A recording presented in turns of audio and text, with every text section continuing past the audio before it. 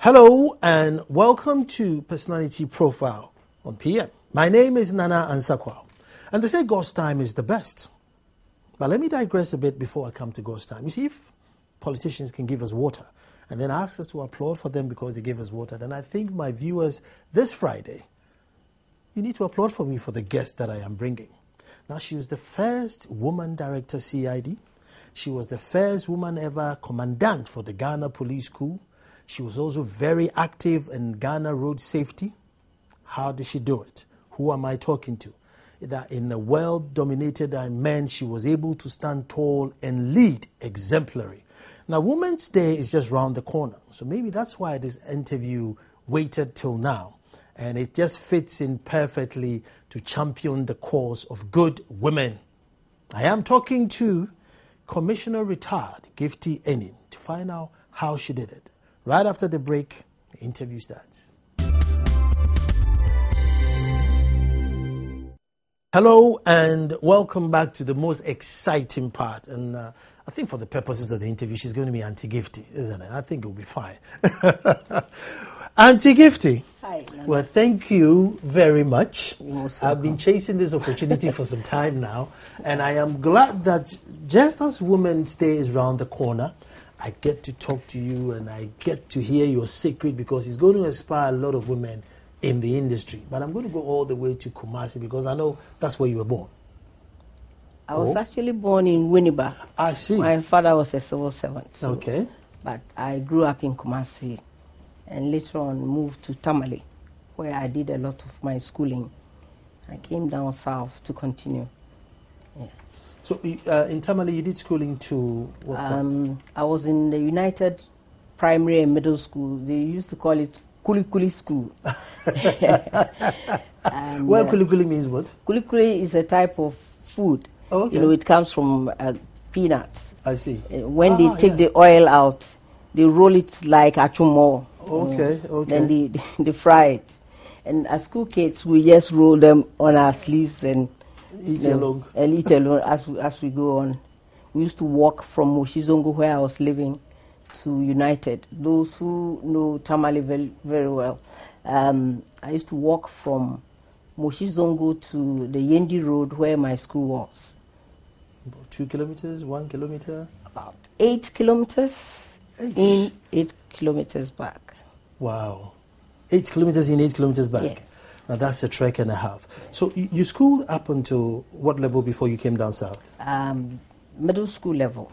Okay. And I came to Agogo Training College and then went to Winneba and then proceeded to Cape Coast University. Actually, let me just throw this in because at that time in Tamale to middle school level, female genital mutilation would have been very, very, rife then. Did you escape the net or were you a victim? Oh, Nana, this has been my secret. We're being harassed on Fridays. Those who hadn't been circumcised, I mean the girls, were referred to as unclean. Wow. So every Friday, the prefect would go around and inspect our panties and make sure that you were clean. Wow. So those of us who hadn't done it tried to dodge. It came to a time the lady was so angry, we had to look for avenues. So one time I was in the queue waiting for my turn when my auntie came and grabbed me by the sleeve. So what are you doing here? I said, I want to go in. So you're not serious. Come on, get back home. Wow. So I dodged it. Wow. Well, but I wish I had gone through, I think we'll get to that later in the interview. So then Agogo Girls, then Winneba, then Cape Coast. So you were sort of trained as a teacher. I was trained as a teacher because I was living with a relative who didn't want me to go to secondary school because I was helping in the house. So when I got to Form 3, my mom was so angry. She felt that I should have gone to secondary school. So in Form 4, I sat for the training college exams. And I passed and came down to Agogo. So what was your first teaching post? Wesley Girls High School. Okay. Then I missed that in my research because I thought it was Achimota. Achimota was the second one. Actually, in between Wesley Girls and Achimota, I taught at the Women's Training College, Tamale, for a brief period because I was trying to do an exam, to do a master's program, but I couldn't do it because the time was very short. So I came down south to teach at Achimota School. Okay. How long do you stay in Achimota for? 1 year. 1 year. So then, from then you moved to the police service? At Achimota School, I was seconded by the Ministry of Education to the police education unit, which had been set up at the time. They needed teachers. To assist them. So this is in 1976. 76. We were about four of us. I was the only female, and I went to the police college for 6 months. We joined a batch called 16, and then I came out as an ASP because we had worked for some time. We were specialists. Give me some known officers in batch 16. Mr. P.K. Achampong was there. The IGP? And the former IGP was there. There were a lot of colleagues, but Mr. P.K. Achampong was there. Okay. So they were your course-mates? Yes. In fact, I joined them. Okay. Because I was an ASP then when their course was moving. And then we had to join them. I see. At the time, your parents, your dad, joining the police service, you've been trained as a teacher, were they supportive or would they have preferred you to become a teacher, don't go into the police force? I kept it away from my dad didn't want me to go there at all.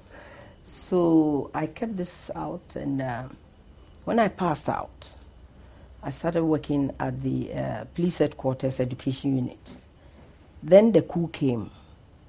My father fell victim, and I had to go there and rescue him. They said, "Oh, it's good you joined the police, you know." I drove there to Konongo police station and rescued my dad, who had been brought there because of some chieftaincy problems. So, and my father was very happy that I joined the police service. Then and only then. See, I think it ties on to Women's Day that, we need to give women the opportunity.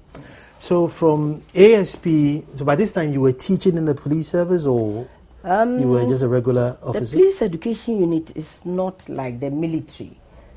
We deal with the wards of policemen and women. So it's just a small department. And I had the chance to work under the chaplain general, the late Reverend Berkun. So it was just a small thing. But once a while, I'll go and do some general duties. That was the time of Mr. Akum, the former Inspector General of Police. You rose through the ranks. So from the education unit, which? From the education unit, I was moved to the sports unit to recruit girls for police sports because we had then arranged with the military to start the CESA games, the security services games. So it started during your period? Yes. So with the help of the commanders, all the sports officers came together, sports officers from fire, prisons, military, police, we came together and then we looked for people to do the sports for us. And our handicap in the police service was to get women. So we had to travel all the way to the north, Brown and Hartford, to get women for all aspects of sports. I mean, volleyball, basketball, tennis, and so on.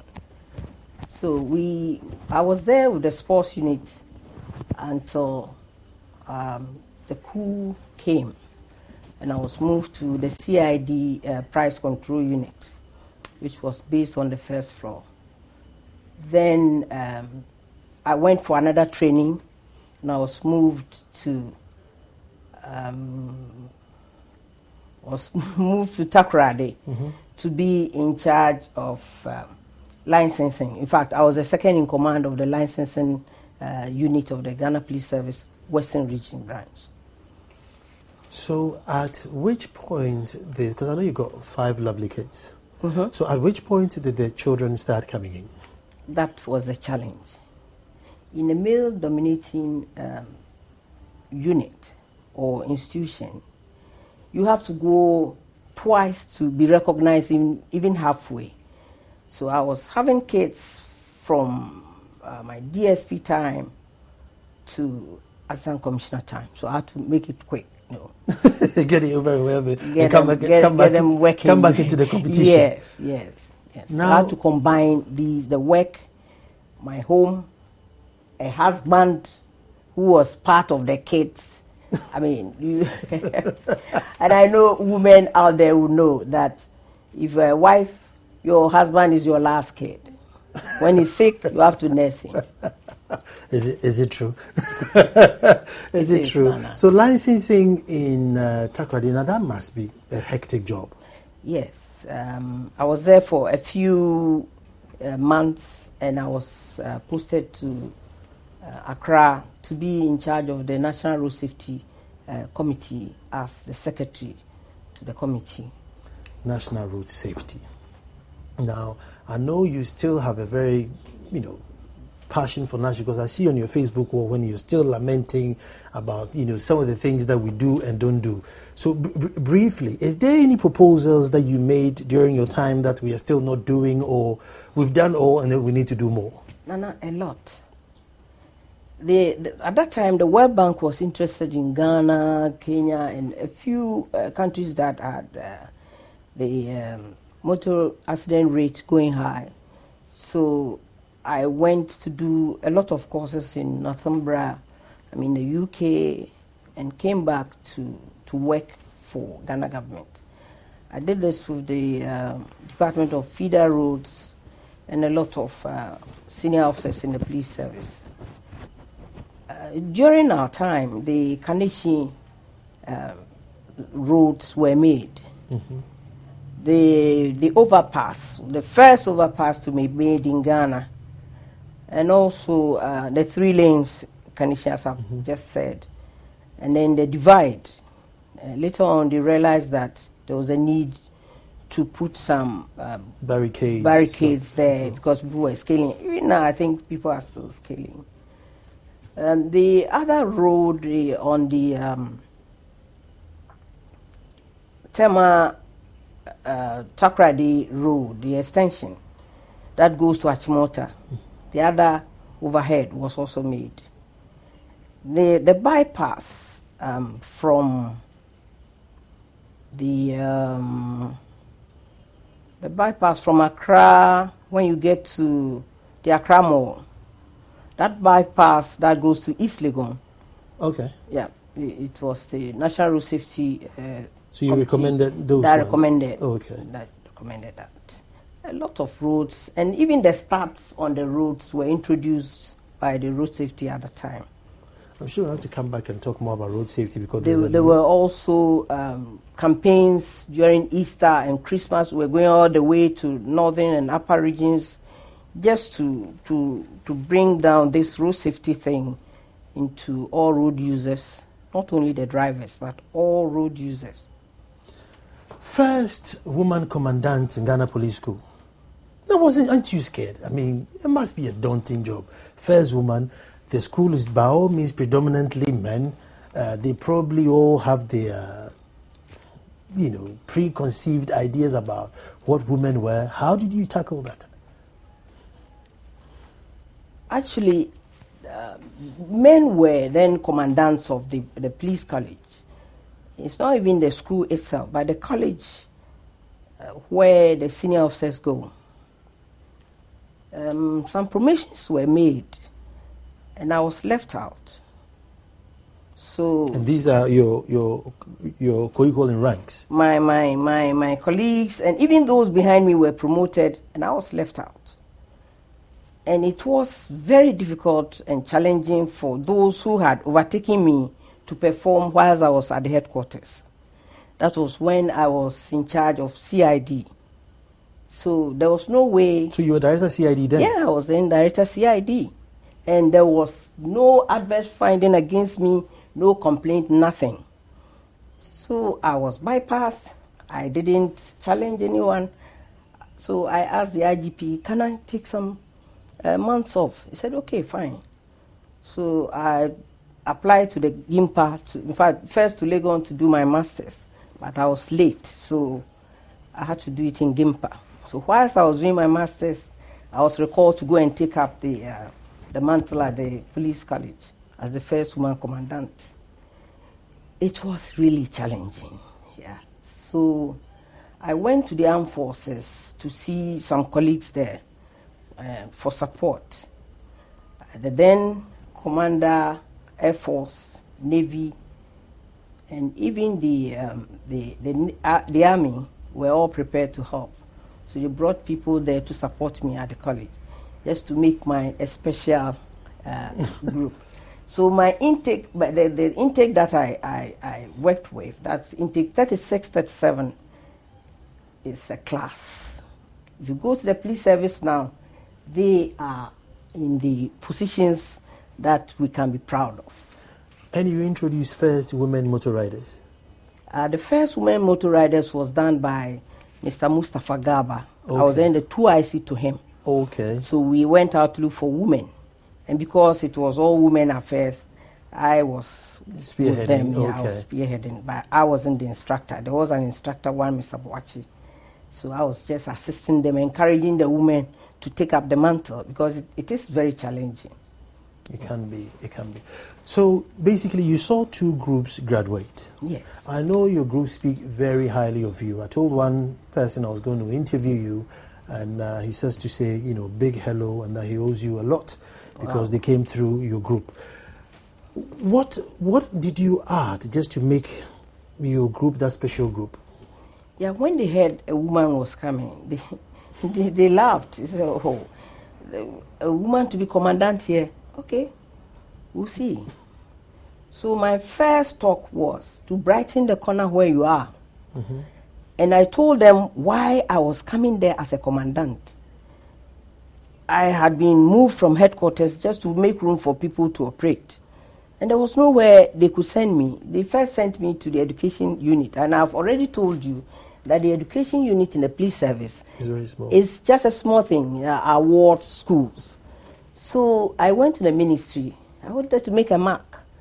And a school was built. During my time, a proposal was made. We built a school at the depot, a senior school for the police.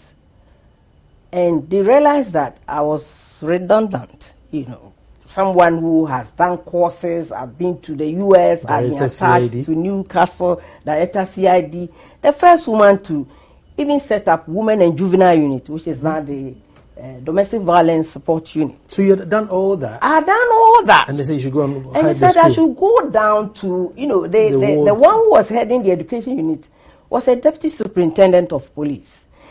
And the deputy superintendent, a superintendent, chief superintendent, assistant commissioner, deputy commissioner, and I was a third level deputy commissioner, pending commissioner of police. So to send this woman down to the level of a DSP was really humiliating. So how would it relate to you? I don't know. In fact, the IGP himself was shocked because the IGP didn't post me. I was called by the minister who was acting, to see him. So I went there. Then the minister said, "Are you Gifty?" I said, "Yes, sir, I'm Gifty." "Oh, you have to hand over your office to blah, blah, blah, blah, blah." I said, "Okay. But you know that guy is not the rank where..." Say, "I know, we've done promotions already, so just go and hand over to him." It's okay, fine. So I handed over to the guy, in fact, to the Inspector General of Police, and I was sent to the education unit. So later on, they realized people were talking about it. Mm-hmm. In Ghana, people can't be outspoken, but once in a while you hear, "Oh, where's Gifty?" In fact, Fiday, which is the Women Lawyers Association, who were helping me at the women and juvenile unit were looking for me. Where's Gifty? Where's Gifty? I said, oh, she's been sent to education unit. Oh. So I think people were worried, and they added the commandantship to my job. So I was combining the education unit and that of the commandant of the police college. Wow, and you made your difference there. I tried to make a difference. I'm sure you did. I'm sure you did. I tried to make a difference there. So you stayed in the DSP, Deputy Commissioner position longer than you were meant to? Longer, more than 5 years, almost 7 years plus. And nobody could say anything. And I didn't... And your juniors had come to pass? They had come to pass. And I was just working. And nobody seemed to be bothered about it. Well, do you think it was just because you were a woman? Or there was I don't know. So I went to the ministry to find out what had happened, whether I had done something wrong. I asked the Inspector General, I said, no, at this level, postings, promotions are done with the police council's recommendation to the president. I'm going to take a break here, and when we come back, we'll find out what the police council said to the president and why she stayed in there for 7 years. Stay tuned.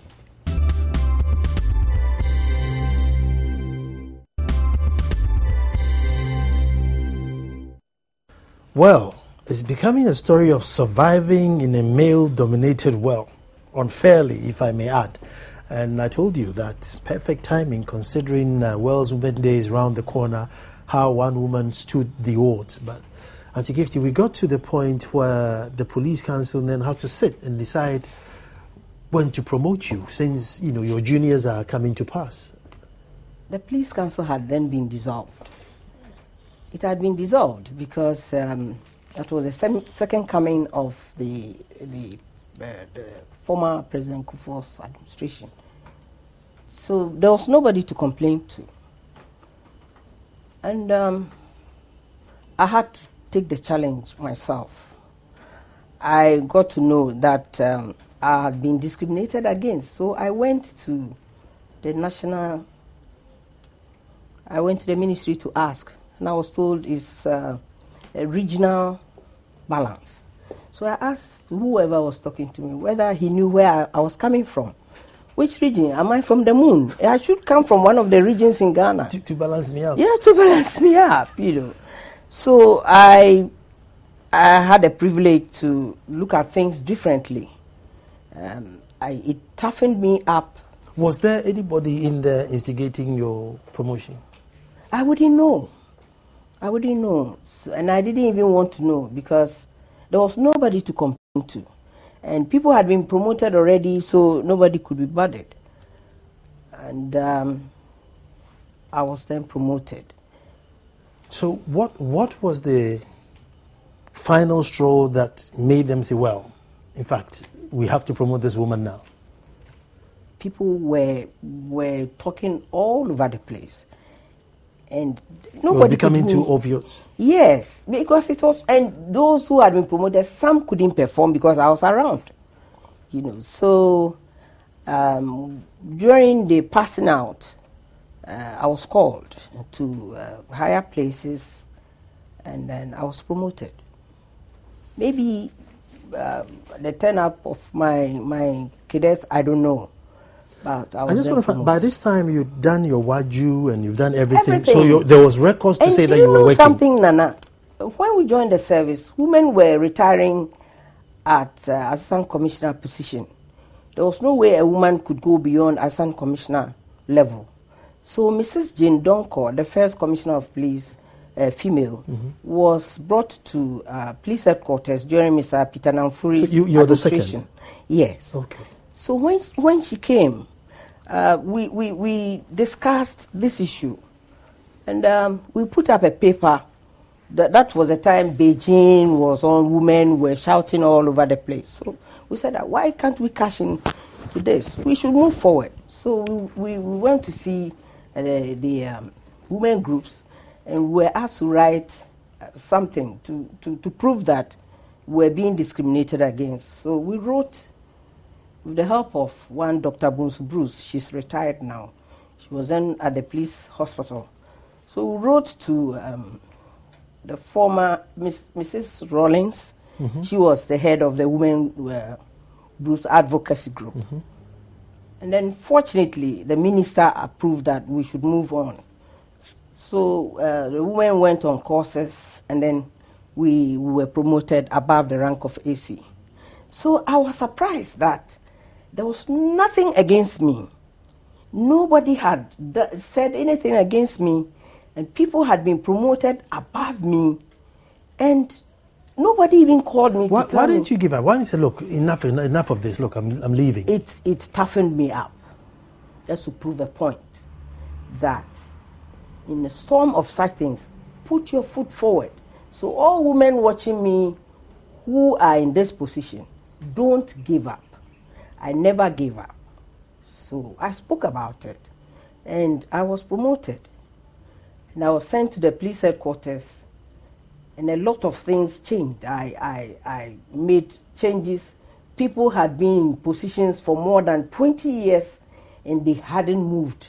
Wow. You see, when you become comfortable in your position, the ethics of the profession goes off. So there were changes. People who had been in the northern and upper regions for a long time had the chance to come down south. Those in the south had to also go up there. Mm-hmm. So you shouldn't give up. Waju, you see, the understanding about Waju, I mean, there's the police service, and crime is a crime. If I beat my wife, report me to the police service. What was the brain behind Waju so that it was so specific? Yes, when I came from Bosnia-Herzegovina after my peacekeeping tour, there I was in charge of women and children. And I saw how the UN gave the women ample time to make complaints and sort out their cases and so on. So I came back and put up a paper to Mrs. Jane Donko, who was then the welfare officer. So Mr. Peter Namfuri, the then Inspector General, said we should also do something like that. So we opened the Women and Juvenile Unit. Because you go and complain about your husband beating you or your wife beating you, and so this is a family affair. So we wanted a police station that could deal with such cases.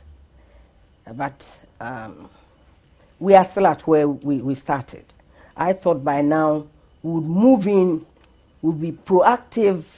We accompany victims to the hospital, because it is an ordeal for a victim, a rape victim, to go to the hospital and get a doctor's report.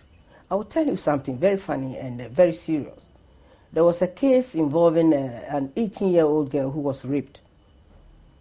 She reported the case to the police, and the one who was dealing with the case wanted her to be nice. So without her being nice, he wouldn't handle the case. She went to the hospital to get the doctor's report. The doctor also wanted to take advantage. She wanted a lawyer. The lawyer wanted to take an advantage. You see, wow. So in fact, there are a lot of things going on behind the scenes we don't get to know.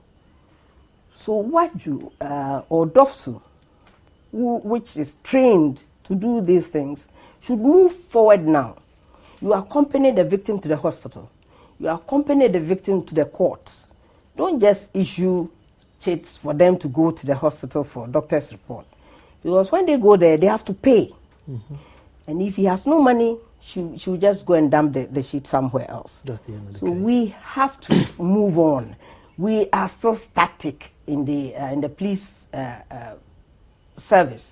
We should be proactive. I like the way the current Inspector General, Mr. Alassan, is working. Now we see the police in there. They should act. Don't just stand there. Be active. Let the people talk to you. The police is a friend of the people. Let them be comfortable talking to you. And don't just stand there and watch or talk or use your phone. It's so disheartening when you see police officers, even those directing traffic, using their phones. Don't they have walkie-talkies? There are walkie-talkies you can hang on the shoulder without even grabbing. You talk on the walkie-talkie. But if you talk on your phone, you converse with somebody, nobody will take you serious. No one will respect you if you do that. And at times when the traffic is flowing and the light is green, they will come and stop it. Why? What for? What for? Let the traffic flow. You see, so there are certain professional things that we need to move, to work on. We have to work on these things. You go and watch a football match, you see the policemen, instead of watching the crowd, they are taking part in the game. Enjoying the match. It's a goal and that kind of thing. So there's certain ethics that have to be changed. Oh, we have to move forward. We have to move forward. You see, it's not only equipment. Now they have cars, they have that. But the person should be seen to be working. We have professional ethics. And some senior officers should put their feet down and supervise their men. If you are a crime officer and you are interrogating somebody, your senior officer should be interested in it, so that you not be seen to be going on the side of the perpetrator. Yeah. I just want to find out how you are able to juggle family life with this grueling schedule that I'm just listening to. So what, do you leave house in the morning like everybody else, or do you have to go a bit later? And now you have to do twice what your other colleagues do, the male counterparts do. And you are even recognized only halfway. I had to wake up early. I didn't have a maid. I had to wake up early, sort out things in the house, get the kids in the car, send them to school. And you have to get to the police headquarters when I was working there before the Inspector General comes in. And Mr. Akun was someone who was coming very early. So by 7, you should enter. If you don't enter and you are outside, they book you for extra duty. You see, so why? And they don't take into account that you're a mother. Mother, why did you join the service? You want to render service. You didn't join because you wanted to be a mother. You see, so you have to go the extra mile to do these things. That's amazing. That is. So amidst, all this grueling schedule, managing home, and then one day you get a call to say the house is on fire. I had just been promoted. The promotion that I had waited for ages finally came. And 2 weeks after the promotion, some policemen misbehaved somewhere, and we were going with the Inspector General and then the Interior Minister then to go and see the family. Some policemen shot some ladies who were going to trade in Togo. So we had to go to Dansoman to go and see the family. So I switched off my phone. On the way coming, then I saw my daughter waving to the team. We had dispatchers leading us. Said, "Fire, fire, the house is on fire." So we called the fire service. That day, Ghana was playing Italy. So that was 2005. And it took the fire service some time to come. And when they came, the hose... But if I may correct you, when you lived opposite the fire service, well, not directly, but... Yes, very close to the fire service, almost opposite the broadcasting house. The team that came from the trade fair, not from the headquarters. They came all the way from trade fair. And they came with water hoses that were leaking. So you lift the water hose and you see the water... It's just dripping. Yes. It was spraying out. It was just dripping. So everything got burnt. That must be including painful. The medals and credentials and all the things that I had worked for to show to people that this is the struggle. I worked for more than 30 years in the Ghana Police Service, from ASP to Commissioner.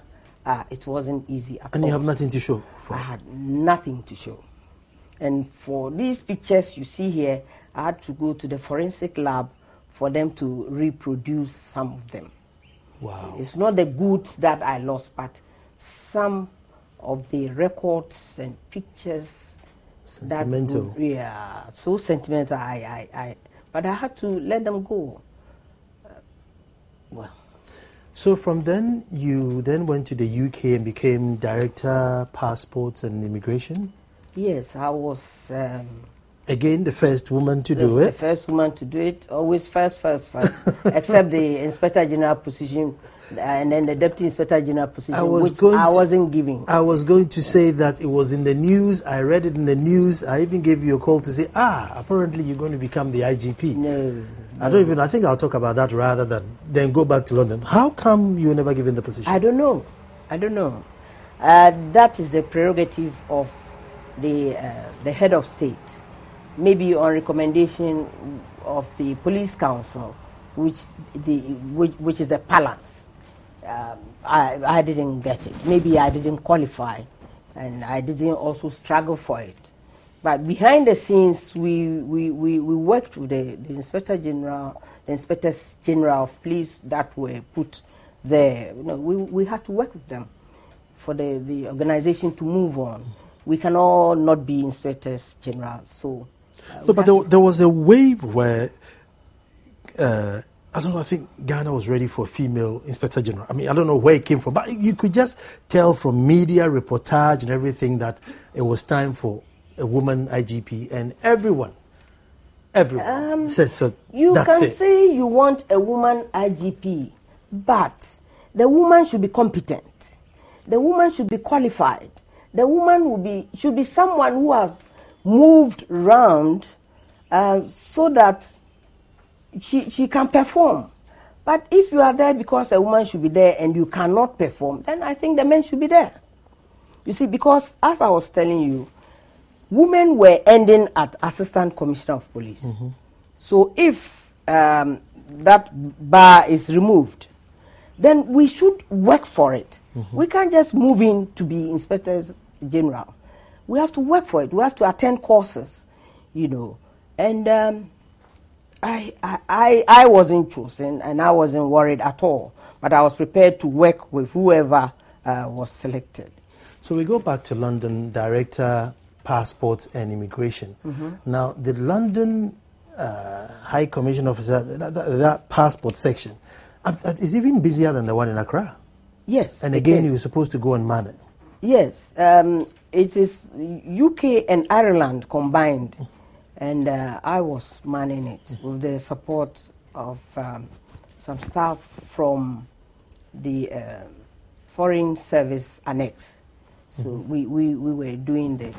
And just before the government changed hands, the officer who was from the Foreign Affairs Annex decided that that office should go back to the Ministry of Foreign Affairs. Even though the police had handled that office for as long as I knew. Because I think the guy, Oredu, I took over from Oredu, who is now the immigration boss. Yes. So, and when Oredu was there, this harassment was going on. So, he thought, now that a woman has come, maybe they will not go on the way they were harassing him. But it went on. And this guy had to write a series of letters of things he claims I had done, the wealth I had got, and so on, just to discredit me.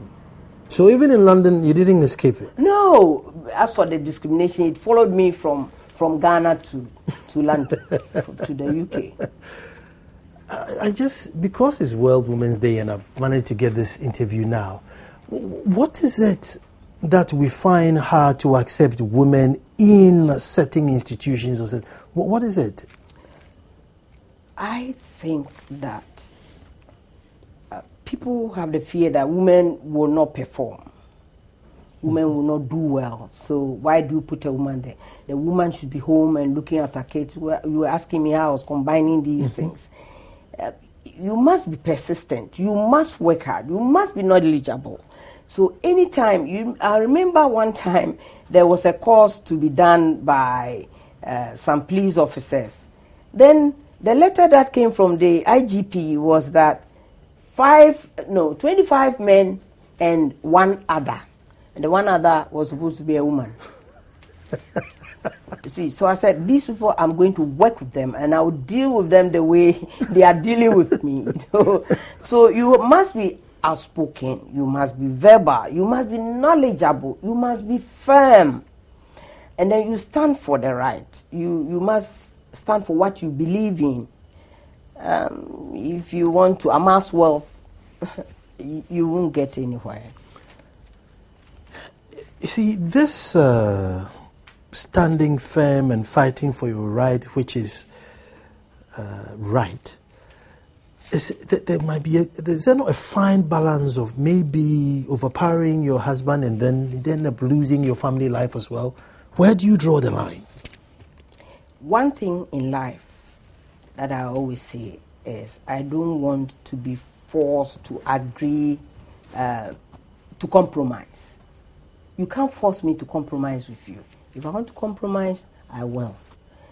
Now, I was married to my job, and it really cost me a lot. At times, I will even forget that the kids' homework should be done. And if you are in a male-dominating institution, you need the support of your husband. If you don't have that support, you're going to fail. Either your marriage is going to break down, your kids are going to be wayward, or your work is going to fail. And you need really the support of the men, especially those you work with. My colleagues were very helpful. They helped me a lot. Sexual advances. Mm-hmm. I mean, where you are, you probably, have to walk 10, blocks before you meet another woman within your position. So, which means every office that you are entering, behind the desk is going to be a man. Mm. Being a police, are you exempt, or do you also face the same sexual comments? It's the same thing everywhere. It's the same thing. I had a chance, when I was in Waju, I had a chance to meet a lot of women coming from the civil service. It's the same everywhere. It cuts across. So if you are not firm, if you are not serious, you're going to fall prey to some of these things. It cuts across. Whether you are married or single, you will face it. That's why I said you need the support of your colleagues. You need the support of your husband. If you complain, he should understand you and then find a way forward. I will also suggest that we get a clinical psychologist in all some of these institutions to interact with the female, because it is really a serious thing. They might not talk about it. I never talked about it because I didn't have anyone to talk to. You walk to a pastor, and if you are not careful, the pastor is even going to be worse than the person those. You're coming to report. Exactly. So I think that there should be a clinical psychologist attached to some of these institutions constantly to interact with women, and also those who go on peacekeeping. You leave your home and go. Someone should be there for you. The welfare officers of these institutions should be there for them. They should look after your kids. Once in a while, pop in to say hi to your husband or your kids and see what is going on. It will go a long way to help women. 8th of, even though I'm sure you probably said about 8th of March coming up will be International Women's Day. And clearly Ghana should be up there because till this day we don't have a women's refuge. There isn't enough security for children. What can we do, or where should we be by now? Something small for International Women's Day. By now, the police administration is doing something with Dofson. We need a home for people who are vulnerable. If the government is not even going to do something like that for them, some NGOs have their homes, so they should be supported by the police.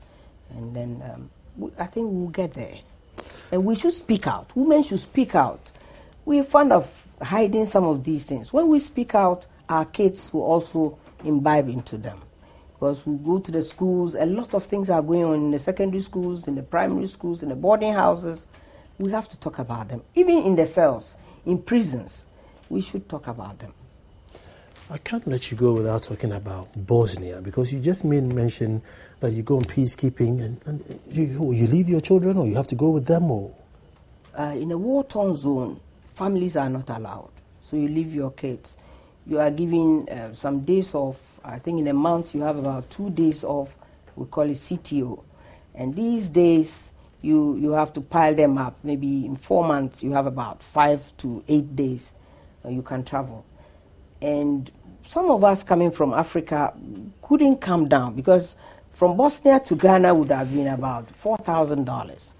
So we, instead of coming down, we rather went to close by countries to buy things for ourselves, food and other things, because it was a war-torn place. There was no rice, nothing. So it was hectic. But then you learn a lot from it. Somebody will say Ghana is not a war area, but you realize that the rule of law is not working. It's the same as a war-torn zone.